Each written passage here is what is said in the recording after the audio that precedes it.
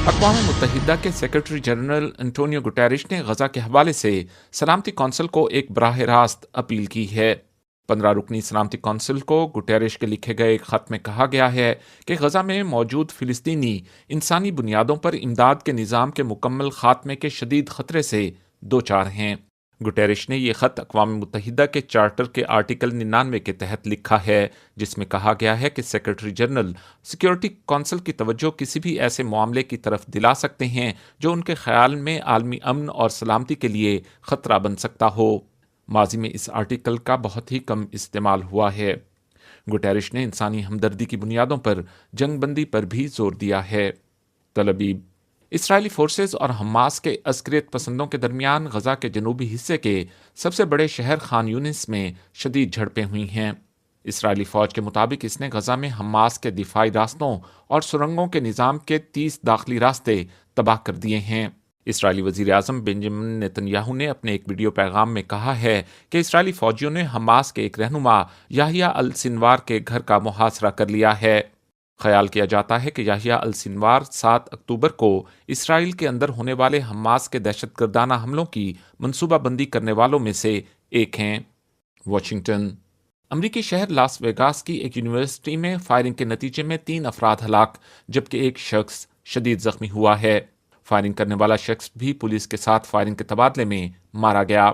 قانون نافذ کرنے والے ادارے کے ایک اہلکار نے نام ظاہر نہ کرنے کی شرط پر خبر رساں ادارے ایسوسی ایٹڈ پریس کو بتایا کہ حملہ آور ایک پروفیسر تھا جو اس یونیورسٹی میں ملازمت حاصل کرنے میں ناکام رہا تھا، اور یہ کہ یہ شخص قبل ازیں ایسٹ کیرولینا یونیورسٹی میں پڑھاتا رہا تھا۔ امریکی صدر جو بائیڈن نے اس واقعے پر افسوس کا اظہار کرتے ہوئے ایک بار پھر امریکہ میں اسلحے سے متعلق قوانین میں سختی پر زور دیا ہے۔ پیرس: لبنان میں ایک صحافی کی ہلاکت اور 6 دیگر کے زخمی ہونے کی وجہ بننے والا اسرائیلی فضائی حملہ جنگی جرم کے طور پر تفتیش کے معیار پر پورا اترتا ہے۔ یہ بات انسانی حقوق کی بین الاقوامی تنظیموں ایمنسٹی انٹرنیشنل اور ہیومن رائٹس واچ کی طرف سے کہی گئی ہے۔ لبنان کے جنوبی حصے میں 13 اکتوبر کو اسرائیلی سرحد کے قریب کیے گئے اس حملے میں 37 سالہ صحافی اسام عبداللہ مارے گئے تھے، جبکہ زخمی ہونے والوں میں خبر رساں ادارے رائٹرز کے 2، AFP کے 2 جبکہ الجزیرہ کے 2 صحافی بھی شامل تھے۔ ایمنسٹی انٹرنیشنل کے مطابق اس حملے میں سویلینز کو براہ راست نشانہ بنایا گیا، جس کی جنگی جرائم کے طور پر تفتیش ہونی چاہیے۔ بیجنگ: چینی صدر شی جن پنگ یورپی یونین کے رہنماؤں کے ساتھ بیجنگ میں ملاقات کر رہے ہیں۔ اس موقع پر چینی صدر نے کہا کہ یورپی یونین اور چین کے درمیان گزشتہ ڈائیلاگز کے مثبت نتائج نکلے۔ چین کے سرکاری ٹیلی ویژن کے مطابق ان کا یہ بھی کہنا تھا کہ بین الاقوامی سیاست میں غیر متوقع تبدیلی کے تناظر میں چین اور یورپی یونین کو عالمی استحکام اور تعمیر و ترقی کے لیے مل کر کام کرنا چاہیے۔ خیال رہے کہ اس سربراہی ملاقات میں یورپی یونین کونسل کے صدر شارل میشیل اور یورپی کمیشن کی صدر ارسولا فون ڈیر لائن اور دیگر نمائندے شامل ہیں۔ واشنگٹن: امریکی سینٹ نے یوکرین اور اسرائیل کے لیے نئی امداد کا راستہ روک دیا ہے۔ اپوزیشن ریپبلکن پارٹی کے ارکان نے متفقہ طور پر اس امدادی پیکج کے خلاف ووٹ دیا جس کا مجموعی طور پر حجم $100 بلین بنتا ہے۔ یورپی یونین نے غزہ میں جنگ بندی کے لیے اقوام متحدہ کے منشور کی شق نمبر 99 کے تحت سلامتی کونسل کا اجلاس بلانے کے سیکریٹری جنرل کے اقدام کی حمایت کر دی ہے۔ یورپی یونین کے شعبہ خارجہ پالیسی کے سربراہ جوزف بورل نے اقوام متحدہ کی سلامتی کونسل کے یورپی اراکین سے اپیل کی ہے کہ غزہ میں جنگ بندی کے لیے اقوام متحدہ کے منشور کی شق 99 کو فعال کرنے کے سیکریٹری جنرل انٹونیو گوٹریش کے اقدام کی حمایت کریں۔ جوزف بورل نے غزہ میں فوری جنگ بندی کی ضرورت پر زور دیتے ہوئے سلامتی کونسل سے غزہ میں انسانی المیہ کی روک تھام کے لیے فوری اقدام کا مطالبہ کیا ہے۔ انہوں نے کہا کہ اقوام متحدہ کے سبھی امدادی اداروں کو غزہ میں عام شہریوں کی مدد کی اجازت ملنی چاہیے۔ یہ ایسی حالت میں ہے کہ غزہ میں جنگ بندی کے لیے فوری کارروائی پر مبنی سلامتی کونسل کو لکھے گئے اقوام متحدہ کے سیکریٹری جنرل انٹونیو گوٹریش کے غیر معمولی خط سے صہیونی وزیر خارجہ آگ ببولا ہو گئے ہیں۔ صہیونی وزیر خارجہ ایلا کوہن نے اس خط کے رد عمل میں کہا کہ اقوام متحدہ کے سیکریٹری جنرل گوٹریش عالمی امن کے لیے خطرہ ہیں۔ صہیونی حکومت کے وزیر خارجہ نے اقوام متحدہ کے آرٹیکل 99 کو فعال کرنے کے لیے گوتریش کی درخواست کو حماس کی حمایت قرار دیا۔ اقوام متحدہ کے سیکریٹری جنرل انٹونیو گوٹریش نے اقوام متحدہ کی سلامتی کونسل کو غزہ کی صورتحال کے بارے میں ایک خط بھیجا ہے۔ انہوں نے یہ خط اقوام متحدہ کے منشور کے آرٹیکل 99 کی بنیاد پر لکھا ہے، جو عالمی امن کو لاحق خطرات سے متعلق ہے۔ اس خط میں اقوام متحدہ کے سیکریٹری جنرل نے خبردار کیا ہے کہ غزہ کی صورتحال بین الاقوامی امن و سلامتی کے لیے خطرہ ہے اور عالمی برادری کو اس بحران کے خاتمے کے لیے اپنا اثر و رسوخ استعمال کرنا چاہیے۔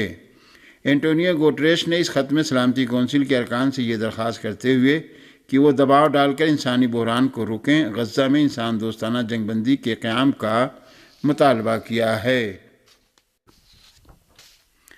پاکستان کے چیف الیکشن کمشنر نے ایک بار پھر یقین دہانی کرائی ہے کہ انتخابات 8 فروری کو ہی ہوں گے۔ پاکستان کے قومی الیکشن کمیشن کے سربراہ سکندر سلطان راجہ نے اپنے ایک پیغام میں کہا ہے کہ پولنگ 8 فروری 2024 کو ہی ہوگی۔ انہوں نے کہا کہ الیکشن کمیشن اپنی تمام آئینی اور قانونی ذمہ داریوں سے اچھی طرح واقف ہے اور وہ پرامن شفاف انتخابات کرانے کے لیے پرعزم ہے۔ پاکستان کے قومی الیکشن کمیشن کے سربراہ نے کہا کہ آئندہ چند روز میں الیکشن شیڈول جاری کر دیا جائے گا۔ انہوں نے کہا کہ الیکشن کمیشن عام انتخابات کی تیاریوں میں مصروف ہے اور حتمی فہرستوں کی پرنٹنگ اور ترسیل کا کام مکمل ہو چکا ہے۔ سکندر سلطان راجہ نے عوام سے کہا کہ الیکشن کمیشن کے ساتھ تعاون کریں اور انتخابات کے پرامن انعقاد کو یقینی بنائیں۔ ہندوستان کی جنوبی ریاست تلنگانہ میں کانگریسی لیڈر ریونت ریڈی ریاست کے نئے وزیر اعلیٰ بن گئے ہیں۔ حیدرآباد سے موصولہ رپورٹ کے مطابق کانگریس لیڈر ریونت ریڈی نے جمعرات کو عہدے اور رازداری کا حلف اٹھا لیا۔ حیدرآباد کے ایل بی اسٹیڈیم میں ریاستی گورنر ڈاکٹر تامل سیائی سندر راجن نے ریونت ریڈی کو تلنگانہ کے وزیر اعلیٰ کے طور پر حلف دلایا۔ اطلاعات کے مطابق ریونت ریڈی کے ساتھ 10 دیگر وزراء نے بھی عہدے اور رازداری کا حلف اٹھایا۔ بھٹی وکرما مارک نے نائب وزیر اعلیٰ کے طور پر حلف اٹھایا۔ کانگریس قائدین میں پارٹی صدر ملک ارجن کھڑگے، سونیا گاندھی، راہل گاندھی، پرینکا گاندھی اور کرناٹک کے نائب وزیر اعلیٰ ڈی کے شیو کمار بھی تقریب برداری میں موجود تھے۔ واضح ہے کہ ریونت ریڈی سن 2014 میں تلنگانہ ریاست کے قیام کے بعد کانگریس کی یہ پہلی ریاستی حکومت ہے۔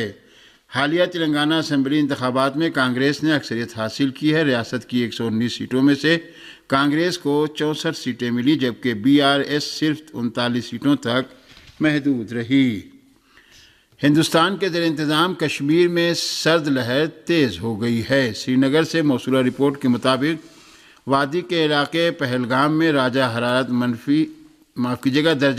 -5.1 اور سری نگر میں -2.6 ریکارڈ کیا گیا۔